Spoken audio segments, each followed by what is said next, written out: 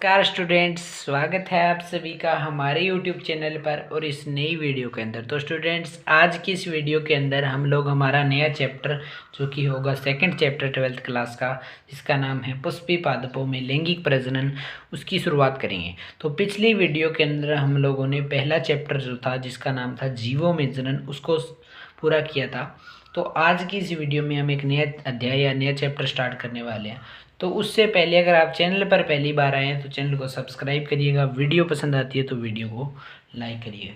तो बिना किसी देरी के स्टूडेंट्स वीडियो को शुरू करते हैं। तो स्टूडेंट्स, चैप्टर का नाम है पुष्पी पादपों में लैंगिक प्रजनन। तो सबसे पहले इस नाम का ही मतलब समझ लेते हैं। पुष्पी का मतलब हो गया पुष्प, ठीक है। पादप, पुष्पी पादप का मतलब हो गया जो पादप क्या करते हैं, पुष्प उत्पन्न करते हैं। तो पुष्प उत्पन्न करने वाले पादप कौन से होते हैं? पुष्पी पादप होते हैं। और ये किस कैटेगरी के अंदर आते हैं? आवर्तबीजी। जो आवर्तबीजी प्लांट होते हैं वो क्या करते हैं? पुष्प उत्पन्न करते हैं। आवर्तबीजी या इंग्लिश में इनको बोलते हो एंजियोस्पर्म्स। एंजियोस्पर्म्स जो प्लांट होते हैं वो क्या करते हैं? पुष्प उत्पन्न करते हैं। में लैंगिक प्रजनन मतलब कौन सा रिप्रोडक्शन? सेक्सुअल रिप्रोडक्शन या लैंगिक प्रजनन। सेक्सुअल रिप्रोडक्शन किन में? एंजियोस्पर्म्स प्लांट में। इस शब्द का मतलब ही यही है। पुष्पी पादपों में लैंगिक प्रजनन को समझने से पहले हमें एक फ्लावर का डायग्राम बनाना होगा। तो फ्लावर का डायग्राम बनाते हैं, उसके बाद आपको समझाते हैं। फ्रेंड्स, एक सिंपल सा डायग्राम मैंने बना लिया जो कि आपकी बुक में दिया हुआ है। मैंने कोई ज़्यादा मेहनत नहीं करी है इसके लिए, तो क्लास में ही मैंने ये बनाया है। तो और वैसे आपको आपकी स्क्रीन पर ये डायग्राम दिखाई दे रहा होगा, ठीक है, अच्छी तरीके से। तो यहाँ पर आप देख सकते हो कि ये जो भाग है ये होती है पंखुड़ियाँ। पुष्प का ये चित्र है, पंखुड़ी, और ये होते हैं तंतु सबसे पहले। और उसके बाद ये होती है आपकी ओवेरी या अंडाशय, ठीक है। और उसके बाद ये होता है आपका बाह्य दल। बाह्य दल हो गया। उसके बाद ये है आपका वर्तिकाग्र। क्या नाम है? वर्तिकाग्र। उसके अलावा ये है आपकी वर्तिका, ठीक है। और ये यहाँ पर होते हैं आपके परागकोश, जिनके बारे में हम आगे पढ़ेंगे, ठीक है। तो ये होता है एक फ्लावर का डायग्राम। सबसे बाहर दिखाई देते हैं आपको बाह्य दलपुंज। उसके बाद बीच में दिखाई देता है आपको जो पुष्प के जब बिल्कुल बीचों बीच होती है ओवेरी, ठीक है। और यहाँ ओवेरी की ये होती है वर्तिका, ये होती है वर्तिकाग्र, ये यहाँ पर होते हैं परागकोश, और ये होती है पंखुड़ियाँ, ठीक है। और ये होते हैं तंतु जिनसे परागकोश जुड़े रहते हैं।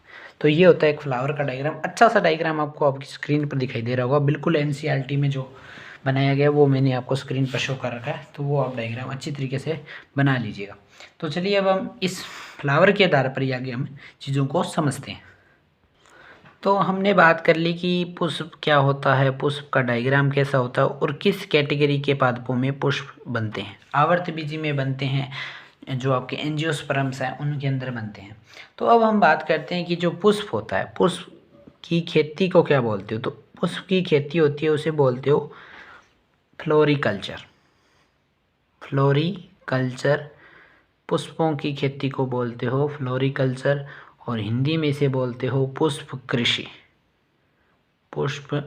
लेकिन ज़्यादातर आपको जो एग्ज़ाम में यही नाम देखने को मिलता है। फ्लोरिकल्चर क्या है? तो आपको ऑप्शन दे दिए जाते हैं फलों की खेती, ज़्यादातर फलों की खेती, फूलों की खेती, या फिर कुछ और वगैरह दे दिए जाते हैं ऑप्शन। तो आपको ये सही करना होता है फ्लोरिकल्चर क्या है? पुष्पों की खेती है, ठीक है। ये पुष्प है, इसको बहुत ही पवित्र माना जाता है। जो हमारे समाज के अंदर और सांस्कृतिक जो प्रोग्राम होते हैं, जो उत्सव होते हैं, उनमें इनको काम में लिया जाता है। जो सांस्कृतिक उत्सव होते हैं उसमें इनका बहुत ही महत्व है, किसका, पुष्प का।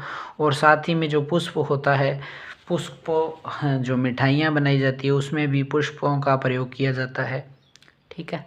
मिठाइयों में पुष्प का प्रयोग किया जाता है, तो मतलब एक पुष्प को बहुत ही पवित्र चीज़ माना जाता है हमारे समाज के अंदर। तो पुष्प एक बहुत ही महत्वपूर्ण है हमारे मतलब बॉटनी के हिसाब से भी, जो आपकी बायोलॉजी है उसके हिसाब से भी इसका अध्ययन किया जाना। तो हम सबसे पहले निषेचन पूर्व घटनाओं से हम स्टार्ट करेंगे कि पुष्प बनता कैसे है। तो स्टार्टिंग वहीं से करेंगे, तभी आपको पूरा डिटेल्ड में समझ में आएगा। तो चलिए सबसे पहले समझते हैं निषेचन पूर्व घटनाएं, जो आपकी बुक में एक बड़ी हेडिंग दी गई है जिसका नाम है निषेचन पूर्व संरचनाएं या घटनाएं, इस प्रकार से कुछ दी गई है, इसको हम समझते हैं। आइए, तो देखिए जो पुष्प होता है, पुष्प का निर्माण कहाँ से होता है ये देखते हैं। तो सबसे पहले पुष्प का जब निर्माण होता है तो पहले पादप में क्या आते हैं, कुछ हार्मोनल परिवर्तन आते हैं, यानी हार्मोन से जुड़े हुए परिवर्तन आते हैं, हार्मोनल चेंजेस आते हैं, जिससे जो पहले ही पता लग जाता है कि जो अब यहाँ पर पुष्प खिलने वाले हैं या बनने वाले हैं, तो ठीक है। और जो पुष्प का विकास होता है वो होता है पुष्पीय आदक से, पुष्पीय आदक से इसका पुष्प का विकास होता है, ठीक है। और उसके बाद पुष्प आदक से क्या बनता है, पुष्प, और पुष्प में क्या बनते हैं, जननांग बनते हैं। जननांग पुष्प में कौन कौन से होते हैं, एक तो होता है पुमंग और एक होता है जयांग। इनके बारे में आपने पिछली साल भी पढ़ा होगा 11th क्लास में। जो पुमंग होता है वो होता है नर जननांग, और जो जयांग होता है वो होता है मादा जननांग, ठीक है। तो सबसे पहले पुमंग की अगर मैं बात करूं, पुमंग जो होता है, पुमंग में पाए जाते हैं पुंकेसर पाए जाते हैं। तो मतलब हम ये बोल सकते हैं, पुमंग की परिभाषा में ये दे सकते हैं, पुंकेसरों का समूह ही क्या कहलाता है, पुमंग कहलाता है। तो पुमंग के बारे में हम क्या बोल सकते हैं, पुंकेसरों का समूह क्या कहलाता है, पुमंग कहलाता है, ठीक है। और उसके बाद अगर मैं बात करूँ जयांग की, तो जयांग में पाए जाते हैं क्या, स्त्री केसरों का समूह पाया जाता है। तो जयांग को क्या बोल सकते हो, स्त्री केसरों का समूह ही क्या कहलाता है, जयांग। या अंडपों का समूह भी, स्त्री केसर को अंडप भी बोलते हैं, तो अंडपों का समूह भी क्या कहलाता है, जयांग या गाइनोशियम कहलाता है। इनके अलावा कुछ और डेफिनेशन बनती है। अगर इसका उल्टा पूछ लिया जाए, जैसे कि मान लो पूछ लिया जाए पुंकेसर क्या है, तो आप क्या बोल सकते हो।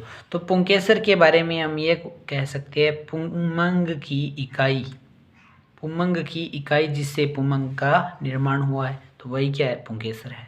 इसी प्रकार स्त्री केसर क्या है, जयांग की एक छोटी इकाई जिससे जयांग का निर्माण हुआ है, जो कि मादा जननांग की भांति कार्य करता है।